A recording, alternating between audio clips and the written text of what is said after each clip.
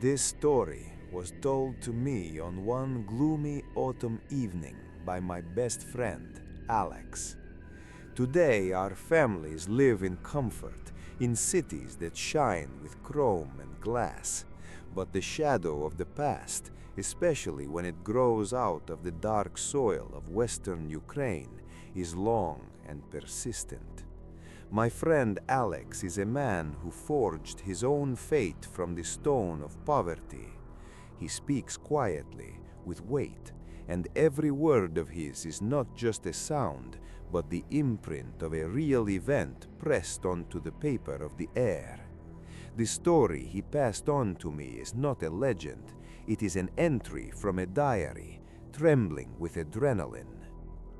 When Alex was 23, he was looking for a temporary side job, something that would let him step away from code and put his feet back into reality, while still giving him time to finish their online game, a shared project with his team. The option he found was perfect: Forest Ranger. A forest ranger is not just a job, it is a state of mind, responsibility for a specific section of the forest kingdom. Alex, knowing nothing about the subtleties of the work, went through all the steps with the help of some, let's call them procedure optimizations, and got hired. The tasks were simple: 2 patrols of the territory per day, the rest of the time free. Fresh air, calm, nature, an ideal incubator for creativity, he thought. His office was a wooden hut pressed into the forest edge like an old mushroom, not a house, but the embodiment of temporariness itself. Once, perhaps, it had been a shelter for hunters, a log structure darkened by time, with a sagging roof covered in moss and the frost of past rains. The windows, small and deeply set, resembled half-closed eyes. A door that creaked on an iron hinge opened onto an interior soaked in the smell of old wood, dry resin, and something else, deep, earthy, slightly sweet, bordering on mustiness. He was given a map stitched through with white threads of narrow paths, his area of responsibility outlined in red pencil. Schedule: 11 a.m., 5 p.m., and 11 p.m., a night patrol. For completeness, they told him. The first 2 days passed normally. The forest accepted him with cool silence. He met the neighboring ranger, Artem, a man about 15 years older, with a face carved by the winds and eyes that had seen more than just trees in the forest. They found a common language, rather a language of shared silence, occasionally broken by short, meaningful phrases. From here on, the story will be told in the first person, from Alex. His voice, usually firm, took on a metallic edge, as if tightened by an inner string of tension. I woke up on the 3rd day, had breakfast with canned stew, and started getting ready for the morning patrol. I was making coffee on a small gas stove, and then, while pouring it into the mug, my hand suddenly jerked, not from the cold, but from some internal jolt. The hot liquid spilled over the edge, burned my fingers, and the cup fell to the floor with a loud smack. Damn it! I grabbed a rag and started wiping it up. I like cleanliness, so clean it squeaks. The coffee seeped under a low, old wooden cabinet. I sighed and pulled it away from the wall, and there, under it, on the dark floorboards, a stain showed through. Not fresh, no, huge, spread out, like a massive dark brown flower that had driven its roots deep into the wood. I leaned closer, running a damp cloth over it. It wouldn't wash away. It was part of the wood, part of this place. And then I thought, what if it's blood? Old, corrosive, black not from age, but from saturation. From where? The clock was relentlessly approaching 11. Later, I thought, pushing away a cold wave of nausea. I'll deal with it later. Artem was probably waiting at the boundary between our sections. My conversation with Artem was short. I mentioned the stain casually, as if calmly.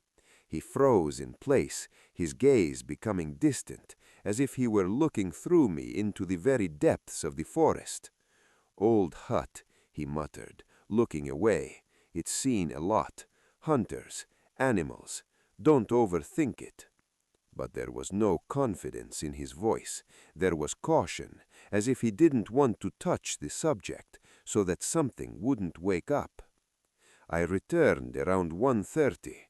The mysterious, gloomy stain somehow faded into the background behind the laptop screen, where our game world came alive.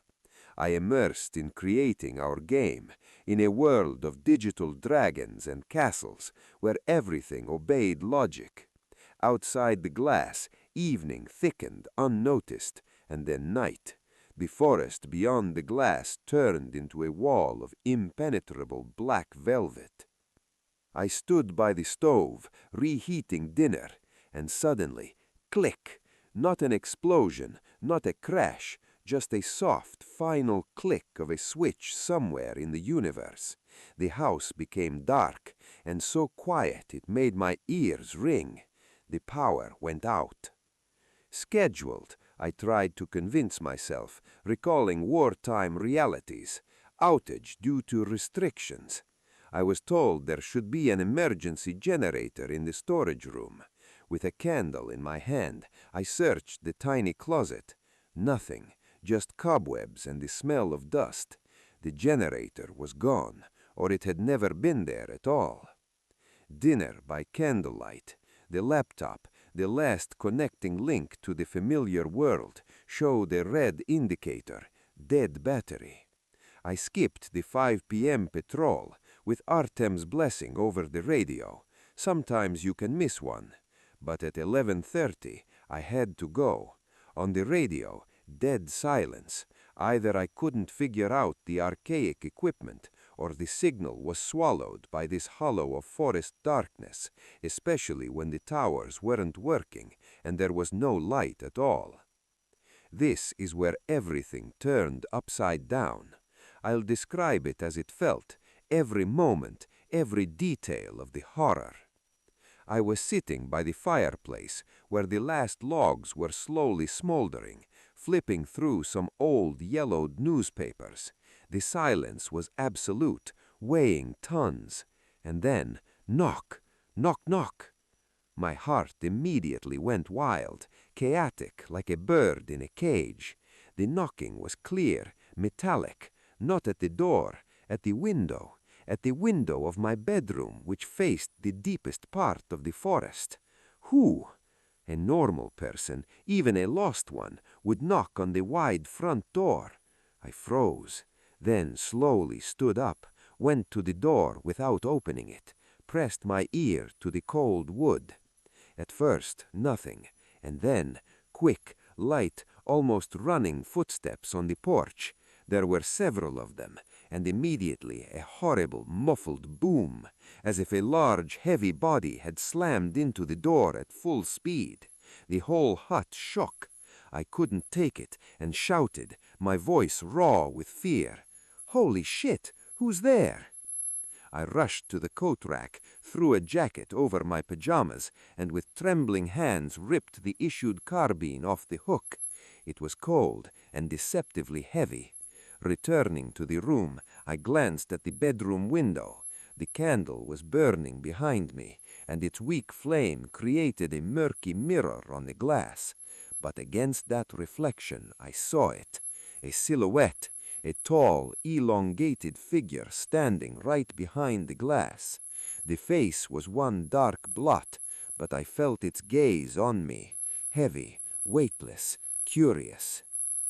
I was seized by such primitive, bone-deep panic that even the weapon in my hands felt like a toy, horribly inappropriate. And then, Then it began, knocking, not at one window, at all of them, simultaneously. Knock, knock, knock in the bedroom, bang, bang at the large living room window, knock, knock, knock in the kitchen. It was like a rain of stones, raging and senseless. And then the knocking turned into dull, powerful blows, as if palms or something heavy were striking the glass, trying to push it in. The hollow sound of wood and glass shook the air. I didn't think. I dashed to the front door and with superhuman force shoved the heavy bolt into place, even though it was already locked. Then, glancing back at this concert, I saw the hatch.